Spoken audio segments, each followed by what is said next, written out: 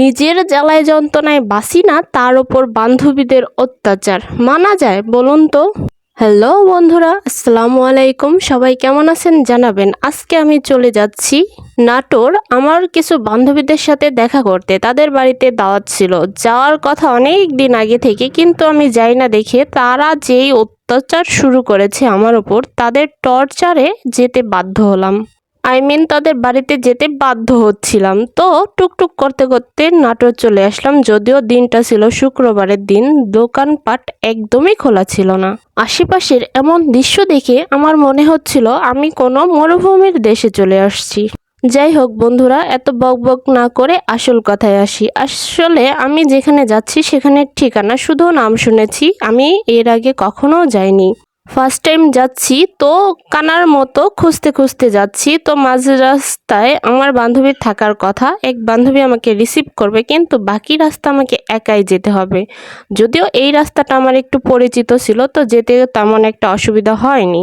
দেন রাস্তা পার হয়ে এখানে কিছু সময় অপেক্ষা করার পর আমার বান্ধবীর সাথে দেখা। তার সাথে গাড়িতে প্রায় আধা ঘন্টার ওপরে বসে থাকা পর গাড়িটা ছাড়ে। বান্ধবী তো রেগে মেগে আগুন।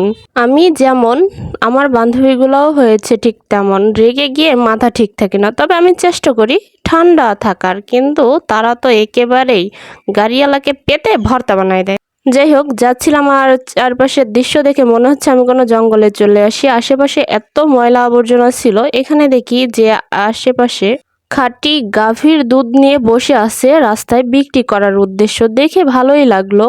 আমি তাদের বাড়িতে যেতে যেতে একটা কথাই ভাবছিলাম যে যেই জায়গাতে যাচ্ছি সেটা তো আমি চিনি না। আশেপাশের জায়গা কিছুটা দেখে মনে হচ্ছে ভাঙ্গাচোরা কোনো এক জঙ্গলে চলে আসছি, আবার কখনো মনে হচ্ছে অনেক সুন্দর একটা জায়গায় চলে আসছি, যা মুখে বলে প্রকাশ করা যাবে না। এদিকে বান্ধবীকে বললাম একটু এদিকে তাকা, ভিডিও করি। ও মা, নাক ফুলায় বসে আছে তো আছেই, বলতাছে আমার সাথে কথা কবি না। হ্যাঁ, আর যদি তার ভিডিও করে ছেড়ে দিই তাহলে সে আমাকে ভর্তা করে দেবে। যাই হোক, কি আর করার, বান্ধবীর মুখ ফুলাই আছে, তো সে থাকুক, তার মুখ ফুলানি নিয়ে দেখতে দেখতে চলে আসছি আমাদের গন্তব্যে। তো এখানে এসে বান্ধবী আর আমি চারপাশটা ঘুরে দেখছিলাম। তো বলতেছিলাম সে কোথায়, সে আমাদের রিসিভ করতে এখনো আসেনি কেন।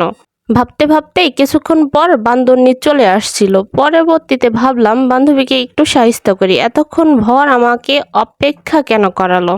পরবর্তীতে তাকে একটু রাগ দেখিয়ে মুখ ফুলিয়ে এখানে বাচ্চারা খেলাধুলা করছিল, তো তাদের একটু ফুসলায় ফাসলায় এক জায়গায় নিয়ে যাওয়ার জন্য বললাম, কারণ বান্ধবীকে রাগ দেখিয়েছি। এখানে আমার আরো কিছু ফ্রেন্ড ছিল, তো ভাবলাম তাদের সাথে একটু দেখা করে আসি। ও মা, এমন এমন জায়গা দিয়ে আমাকে নিয়ে আসলো। এসে দেখি আমার ফ্রেন্ড বাড়িতে নেই, সে গেছে দাওয়াত খেতে। কি আর করার, পরবর্তীতে তাকে ফোন দেওয়ার পর সে দৌড়াতে দৌড়াতে আসলো। আসার পরে তার বাড়িটা ঘুরে দেখি অনেক বড় একটা আম গাছ আছে। তো আমগুলো ভালো হয়েছে, তো ভাবলাম যে আম চুরি করার মজা তো আলাদা। তো ছোটকালে অনেক করেছি, এখানে লাফ দিয়ে আম পাড়তে গিয়ে আমার তো কোমরে ভেঙে যায়। আমার ফ্রেন্ড ভিডিও করে দিচ্ছিল আর হাসছিল আমাকে পড়ে যাওয়া দেখে। তো বললাম কপালে শনি আছে, তো সাবধান। পরবর্তীতে দেখি আরো দাঁত কেলায় কেলায় হাসতেছে, কেমনটা লাগে। যাই হোক, ছোটকালে ঢেল দিয়ে আম পাড়তাম, কিন্তু এখন এখানে ঢেল দিয়ে আম পাড়ার কোনো অপশন নেই। পরবর্তীতে আমাকে একটা বড় লাঠি এনে দিয়েছে। এখন এটা দিয়ে আমি কখনো আম পারিনি, কারণ এভাবে আম পাড়ার কোনো অভিজ্ঞতা নেই আমার। আমি তো নিশানাবাজিতে এক্সপার্ট। তো কি আর করার, দুঃখের কপাল, সে যেহেতু এনে দিয়েছে এটা দিয়েই মানি। ও মা, মারতে মারতে আমার হাত ব্যথা হয়ে গেছে, তবু আম পাবলিক আর পড়ে না। মনে হচ্ছে সুপার গ্লুপের আটা দিয়ে লাগিয়ে রেখেছি, যার জন্য আম্মামু পড়তে খুব দুঃখ প্রকাশ করতেছে। যাই হোক, আমি তো পিটাই পাটাই অনেকগুলা পারলাম। তারপরে বান্ধবীর বাড়িতে আবার চলে আসলাম, কারণ না হলে বান্ধবী বক্কা ফুলিয়ে থাকবে। তো বান্ধবীর বাড়ির ভিডিওটা করা হয়নি। পরবর্তীতে চলে আসলাম এক টাকার মোড় দেখতে যাব, কারণ অনেক দিনের ইচ্ছা ছিল যে এই জায়গাটা দেখতে যাব। এইখানে নাকি 1 টাকার চা পান বিক্রি করে। তো কি আর করার, যাই কথা সেই কাজ। গাড়িতে উঠে একা একাই ঘুরছিলাম আর ভাবছিলাম, একটা তো চকলেট হাতে ধরিয়ে দিছে, এখন ওইখানে যে কাকে দিব, কি করব না করব। ওদিকে তো আবার চা পান খেলে বান্ধবীকে না দিলে বান্ধবী আবার বক্কা ফুলিয়ে থাকবে। তারা যদিও বাড়িতে ছিল আর আমি একা একা গাড়ি দিয়ে ঘুরছিলাম। এদিকে কপাল এতই খারাপ ছিল, ঠাডা পড়া কপাল নিয়ে যেখানে যাই সেখানেই দুঃখ ছাড়া আর কিছু নেই। এই দোকানটা বন্ধ ছিল, কি আর করার, পরবর্তীতে ব্যাক চলে আসি।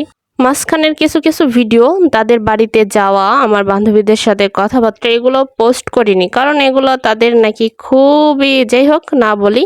পরবর্তীতে আবার এই জঙ্গলের মধ্যে দিয়ে চলে আসছিলাম। এখানে দেখে মনে হচ্ছে বাংলাদেশের যত যা আবর্জনা আছে এখানেই ফেলে। তাদের ওখানে গিয়ে অনেক ভালো লাগলো, অনেক সুন্দর জায়গা ছিল। তো পরবর্তীতে আবার যখন যাব ভালোভাবে আপনাদের দেখানোর চেষ্টা করব। এখন বলি, অনেকেই বলে যে 1 টাকার মোড় কোথায়? এটা হলো বাগাতিপাড়া, শ্যালকোনা থানা মেবি। আমি অত ভালো জানি না, আমাকে নিয়ে গেছিলো যার জন্য আমি অতটা খেয়াল করিনি। যেহেতু যে জানে সে সাথে ছিল, তো অত সমস্যা হয়নি। পরবর্তীতে দেখে আমি আমার বাড়ির দিকে রওনা দিই। তো এখানে আবার দেখি ভাঙ্গাচুরা বাড়ি। তো বাড়িটা অবশ্যই কার, নাটোরবাসী যারা তারা অবশ্যই চিনবেন। তো অত কথা না বলে আমি বকবক করতে করতে যদিও আমার বাড়ির কাছাকাছি চলে আসছি। তো আজকের মতো এই ব্লগ ভিডিওটা এই পর্যন্ত। ধন্যবাদ সবাইকে।